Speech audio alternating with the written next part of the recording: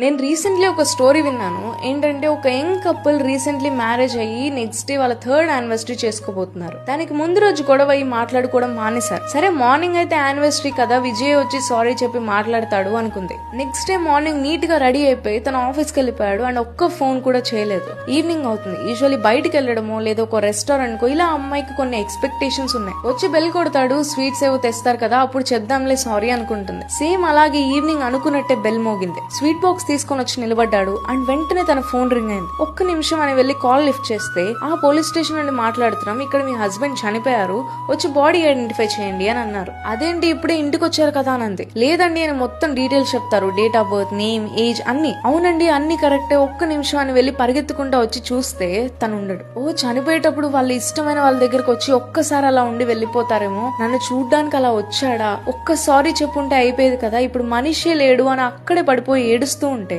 విజయ్ అప్పుడే లోపల నుండి వచ్చి ఏమైంది అని అడుగుతాడు. నువ్వేంటి పోలీస్ ఫోన్ నీకేం కాలేదా అని అడిగింది. అవును చెప్పడం మర్చిపోయాను, ఈ రోజు మెట్రోలో నా వ్యాలెట్ మిస్ అయింది, అది ఎవరికో దొరికినట్టుంది అని అన్నాడు. ఓ మై గాడ్, ఆ వ్యాలెట్ కొట్టేసిన వాడు చనిపోయాడు, సారీ చెప్పే ఛాన్స్ కూడా లేదనుకున్నాను, God had given me second chance, I'm very sorry అని చెప్పింది. తను ఏముంది మామూలే కదా అని కొట్టి పారేశాడు. కానీ తన వైఫ్ పాయింట్ ఆఫ్ వ్యూ లో లైఫ్ ఎంత షాటర్ అయిపోయింది. So what I want to say is, తనకు వచ్చినట్టు అందరికి లైఫ్ లో సెకండ్ ఛాన్స్ రాదు. అందుకే ఇష్టమైన వాళ్ళ దగ్గర ఎప్పుడు ఈగోకి వెళ్ళొద్దు. ఎందుకంటే రేపు వాళ్ళు ఉంటారో లేదో, ఏ మినిట్ ఏమవుతుంది ఎవ్వరూ చెప్పలేరు. So don't let your ego ruin your relations.